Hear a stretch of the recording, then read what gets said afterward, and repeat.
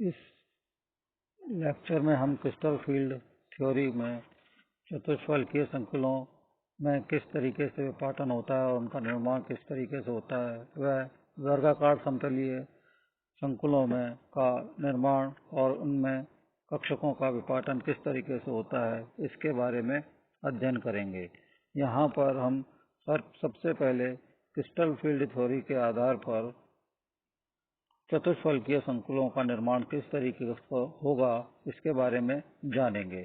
एक नियमित चतुष्फलकीय घनीय संरचना में ऐसा माना जाता है, ऐसा मानकर कर सकते हैं कि एक घन के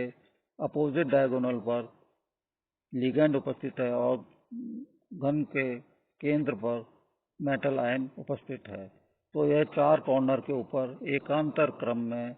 लिगैंड उपस्थित होने के कारण यह एक्स वाई जेड एक्सिस में को यदि तल से प्रदर्शित करें तो चार लिगैंड चतुष्फलकीय रूप से धातु आयन की ओर पहुंचेंगे, जिससे Eg और T2G प्रकार के कक्षकों में के एकदम बिल्कुल सीध में नहीं होंगे, लेकिन कुछ कक्षक जो है वो नजदीक होंगे और कुछ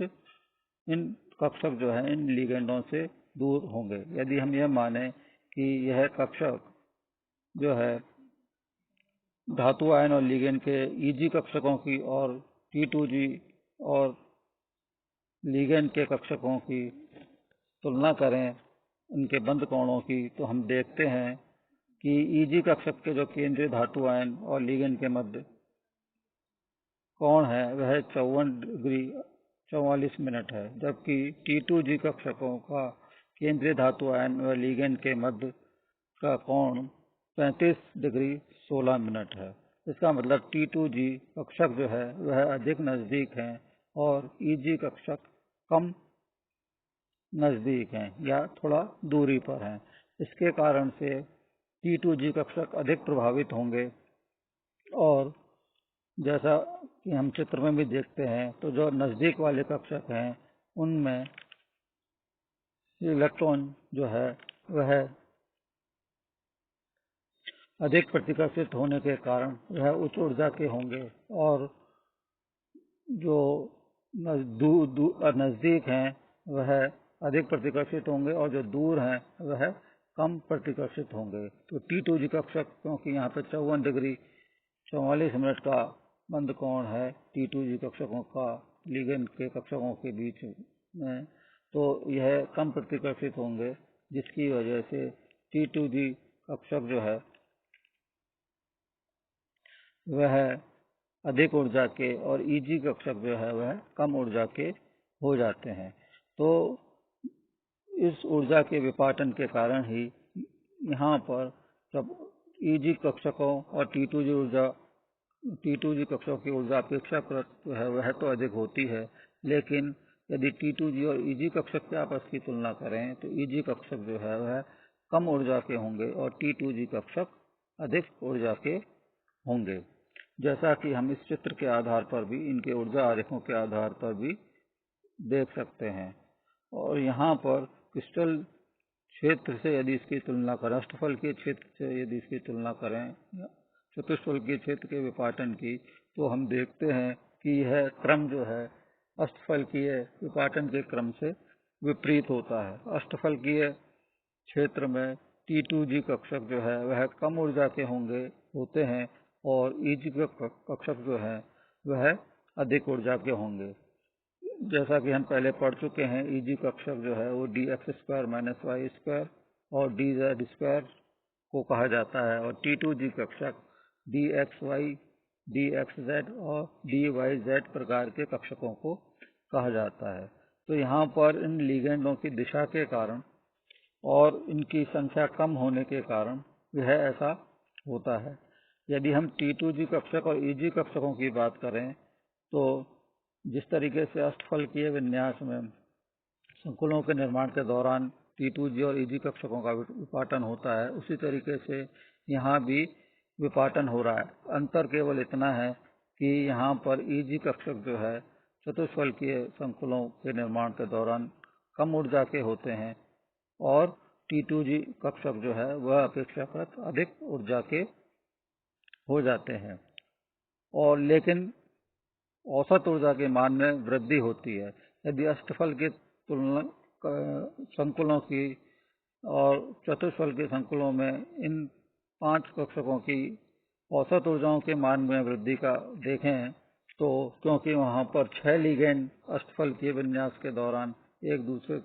के मेटल आयन के नजदीक आ रहे हैं, जबकि यहाँ पर 4 लिगेंड ही मेटल आयन के नजदीक आ रहे हैं, तो यहाँ पर 2/3 जो है इलेक्ट्रॉनों लिगेंडों की संख्या कम होने के कारण यहाँ पर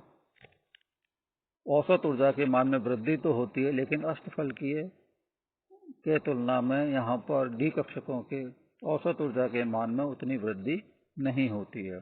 और यहाँ पर Eg कक्षक जो है वह औसत ऊर्जा के मान से -0.6 डेल्टा टी,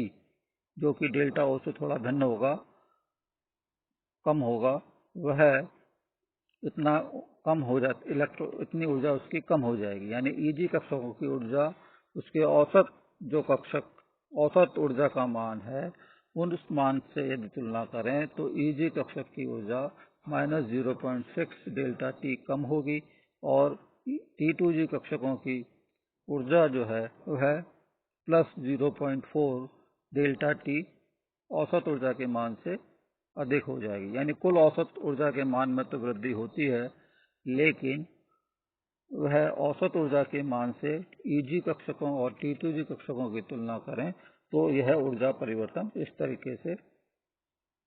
होता है। यदि हम और यहाँ पर इलेक्ट्रॉन जो है फिर पुनः वितरण होगा, यानी Eg कक्षक में पहले इलेक्ट्रॉन भरे जाएंगे और T2G कक्षक में इलेक्ट्रॉन बाद में भरे जाएंगे। यहाँ पर यदि Eg कक्षक में इलेक्ट्रॉन भरे जाएंगे तो पहले एक इलेक्ट्रॉन Eg कक्षक में भरा जाएगा, यानी dx² - y² और dz² में, क्योंकि यहाँ पर इन ऊर्जाओं के मान में यानी Eg और T2G ऊर्जाओं के मान में कमी है, तो यदि लिगेंड ऊर्जा के मान में काफी कमी है तो पेयरिंग एनर्जी यानी एक इलेक्ट्रॉन को दूसरे इलेक्ट्रॉन से युग्मित होने के लिए जो ऊर्जा आवश्यक होती है वह ऊर्जा का मान यदि काफी अधिक होगा तो वह इलेक्ट्रॉन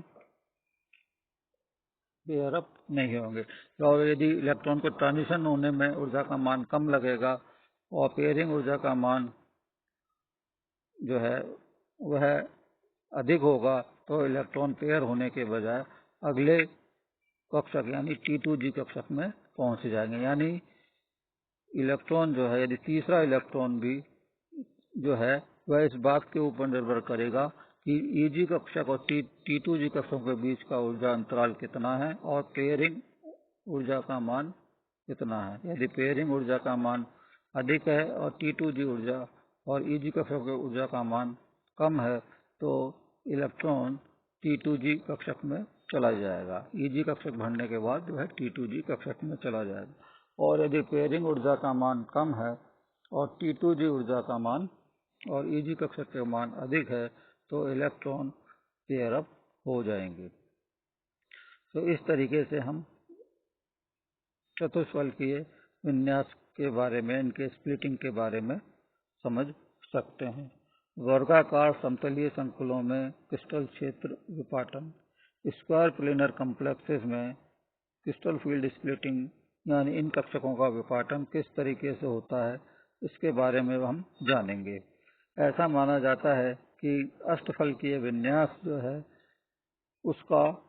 बनाने के प्रयास का जब असफल हो जाते हैं तो यह वर्गाकार समतलीय प्रकार की ज्यामिति बनाते हैं, या ये कह सकते हैं कि वर्गाकार समतलीय ज्यामिति जो है वह एक प्रकार की विकृत चतुर्भुजीय ज्यामिति है। तो यहाँ पर इसको समझने के लिए यह देखा गया है कि D8 प्रकार का इलेक्ट्रॉनिक विन्यास रखने वाले धातु आयन और प्रबल लिगेंडों की उपस्थिति में यह वर्गाकार समतलीय प्रकार की ज्यामिति का निर्माण होता है। और यहाँ पर ऐसा माना जाता है कि जो अष्टफल के विन्यास में जैसे x, y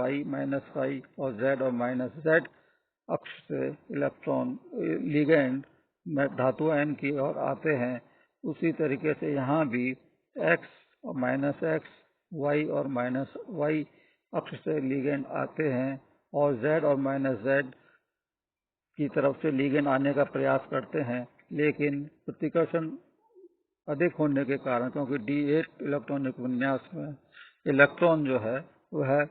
dz² कक्षक में उपस्थित होने के कारण यहाँ पर इलेक्ट्रॉन के मध्य, धातु आयन के इलेक्ट्रॉन और लिगेंड के इलेक्ट्रॉनों के मध्य प्रतिकर्षण अधिक लग जाता है, जिसकी वजह से यह प्रबल लिगेंड की उपस्थिति में बंधन बनाने में या लिगेंड के उनके नजदीक आने में स्थिरवैद्युत आकर्षण बल उतना नहीं लगता और प्रतिकर्षण बल लगने लग जाता है, जिसकी वजह से यहाँ पर यह z अक्ष से लिगेंड आना संभव नहीं हो पाता और केवल x और y अक्ष से ही लिगेंड धातु आयन की ओर आकर स्थिरवैद्युत आकर्षण बल द्वारा जुड़े रह सकते हैं। तो हम सबसे पहले ये देखेंगे कि यहाँ पर जो T2G और EG प्रकार का विपाटन है वह तो अष्टफलकीय प्रकार का ही होता है, यानी T2G कक्षक जो है वह कम ऊर्जा के और EG कक्षक अधिक ऊर्जा के होते हैं और वर्गाकार समतलीय यानी x, x, z और x, x, y और -y अक्ष से ही इलेक्ट्रॉन नजदीक आ पाते हैं, लिगेंड नजदीक आ पाते हैं और z से नहीं आने के कारण यहाँ पर जो z अक्ष के उपस्थित धातु आयन के कक्षक हैं वह कम ऊर्जा के होंगे और x और y अक्ष पर उपस्थित धातु आयन के ऑर्बिटल जो है वह अधिक ऊर्जा के हो जाएंगे, यानी T2G कक्षक में xz और yz कक्षक जो है वह और विपाटित होकर T2G में से वह कम ऊर्जा के होंगे और xy जो है वह अधिक ऊर्जा के हो जाएंगे। इसी तरीके से EG कक्षकों में dz² कम ऊर्जा के और dx² y² कक्षक अधिक ऊर्जा के हो जाएंगे और यदि लिगेंड बहुत अधिक प्रबल प्रकार का है तो यह और अधिक विपाटन होकर dxz yz कक्षक जो है वो और कम ऊर्जा के और z² कक्षक xy dxy कक्षक से भी कम ऊर्जा के हो जाते हैं और dx² y² कक्षक जो है वह सबसे अधिक ऊर्जा के हो जाते हैं और वह 8 इलेक्ट्रॉन, क्योंकि हमने जैसा इसमें देखा कि d8 इलेक्ट्रॉनिक विन्यास रखने वाले सामान्यतः वर्गाकार समतलीय संकुलों का निर्माण करते हैं। तो d8 इलेक्ट्रॉन यदि जब इनमें भरे जाएंगे तो इलेक्ट्रॉन में dx² y² में इलेक्ट्रॉन का भरना संभव नहीं हो पाता। जब हम उसके नियम के हिसाब से भरेंगे तो जो 8 इलेक्ट्रॉन है वह dz² कक्षक में तक ही पहुंच पाएगा और dz² कक्षक में इलेक्ट्रॉन 2 इलेक्ट्रॉन भी संभव है जो कि युग्मित हो सकते हैं और नहीं तो एक अयुग्मित इलेक्ट्रॉन तो वहां पर उपस्थित होगा ही, क्योंकि यहाँ पर या z² में एक इलेक्ट्रॉन उपस्थित होगा या 2 युग्मित इलेक्ट्रॉन उपस्थित होने की संभावना होती है। यदि 2 इलेक्ट्रॉन उपस्थित होंगे तो और अधिक प्रतिकर्षण बल लगेगा, पहले से ही प्रबल लिगेंड उपस्थित है और z अक्ष से लिगेंड आने के कारण और प्रतिकर्षण बल लगेगा, इसलिए z² या z अक्ष से लिगेंड यहाँ पर स्थिरवैद्युत आकर्षण बल का निर्माण नहीं कर पाते हैं, जबकि x और y से यह स्थिरवैद्युत आकर्षण बल के कारण जुड़े होने के कारण यह यहाँ पर आसानी से जुड़े लिगेंड जो है धातु आयन के साथ बंधन बना सकते हैं। इसी तरीके से इस परिस्थितियों को देखते हुए समझ में आता है कि अष्टफलकीय संकुल के निर्माण करने के दौरान ही परिस्थितिवश वर्गाकार समतलीय प्रकार के संकुलों का निर्माण होता है। यानी z अक्ष पर या तो बहुत बड़े आकार के लिगेंड उपस्थित हों, जैसे साइनाइड, माइनस आयन, और प्रबल प्रकार के हों, तो प्रतिकर्षण बल के कारण और इनके आकार बड़ा होने के कारण ही अष्टफलकीय से ये वर्गाकार समतलीय प्रकार के संकुलों का निर्माण करते हैं। यदि धातु आयन में D8 इलेक्ट्रॉनिक विन्यास हैं, तो यहाँ पर और प्रबल लिगेंड हो या दुर्बल लिगेंड हो, तो 6 इलेक्ट्रॉन T2G कक्षक में और 2 इलेक्ट्रॉन जो है वो EG कक्षकों में जाएंगे। यदि दुर्बल लिगेंड भी हो तो आसानी से ये अष्टफलकीय संकुलों का निर्माण कर सकते हैं। उदाहरण के लिए निकिल को यदि हम देखें तो निकिल का जो टेट्रासाइनोनिक्लेट कॉम्प्लेक्स है वह वर्गाकार समतलीय प्रकार की ज्यामिति की संरचना बनाते हैं। वर्गाकार समतलीय में dz² में, जो कि EG प्रकार का कक्षक है, जिसमें dz² में एक अयुग्मित इलेक्ट्रॉन होगा और 2 लिगेंड यदि z अक्ष से इसके पास पहुंचेंगे तो वह 2 लिगेंडों के द्वारा प्रतिकर्षित होगा। और EG कक्षक में जो कि dx² - y² है, उसमें भी यदि एक अयुग्मित इलेक्ट्रॉन हो तो वह 4 लिगेंडों के द्वारा प्रतिकर्षित होगा, जिसके कारण dx² - y² जो है वह अधिक ऊर्जा का हो जाएगा और इस कारण से इसमें इलेक्ट्रॉन भरना पुनः वितरण होने पर यह संभव नहीं होगा कि यहाँ पर इसमें इलेक्ट्रॉन उपस्थित हो। इसलिए जैसा हमने क्रिस्टल फील्ड थ्योरी में पढ़ा है कि पहले कक्षकों का विपाटन होता है और उनमें उपस्थित इलेक्ट्रॉन पुनः भरे जाते हैं, तो जब ऊर्जा अधिक हो जाएगी तो dx² - y² में इलेक्ट्रॉन नहीं उपस्थित होंगे, जबकि dz² में इलेक्ट्रॉन उपस्थित हो जाएंगे। तो और dz² में जब इलेक्ट्रॉन उपस्थित होंगे तो वहां पर लिगेंडों के जो नजदीक आ रहे हैं तो उनके कारण यहाँ पर dz से अक्ष से इलेक्ट्रॉन लिगेंड आए तो और ज्यादा प्रतिकर्षण हो जाएगा और इस प्रतिकर्षण के कारण ही z अक्ष से लिगेंड का यहाँ पर स्थिरवैद्युत आकर्षण बल संभव नहीं हो पाता। और यदि इलेक्ट्रॉनों में z² में इलेक्ट्रॉन होंगे तो यहाँ पर यदि 8 इलेक्ट्रॉन हैं और अधिक प्रबल लिगेंड उपस्थित है तो z² में भी युग्मित इलेक्ट्रॉन ही पाए जाएंगे, क्योंकि 6 इलेक्ट्रॉन पूर्व में युग्मित हो जाएंगे और उसके बाद 7वां और 8वां इलेक्ट्रॉन dx² - y² और dz² का कक्षक का ऊर्जा स्तर कम होने के कारण ये दोनों इलेक्ट्रॉन इसी में जाएंगे और क्योंकि यहाँ भी dx² - y² की ऊर्जा काफी अधिक हो जाएगी, इसलिए इलेक्ट्रॉन यहाँ पे ना जा पाएंगे और ना ही यहाँ पर इलेक्ट्रॉन जो है केवल dz² में ही पेयरिंग, 8वां इलेक्ट्रॉन जो है dz² में ही पेयर अप हो जाएगा। इस कारण से यहाँ पर dz² में प्रतिकर्षण बल इतना ज्यादा हो जाएगा कि वह लिगेंडों का से उसका स्थिर वैद्युत आकर्षण बल नहीं रह पाएगा और केवल dx² - y² कक्षक ही ये जो है वह प्रबल स्थिर वैद्युत आकर्षण बल के द्वारा x,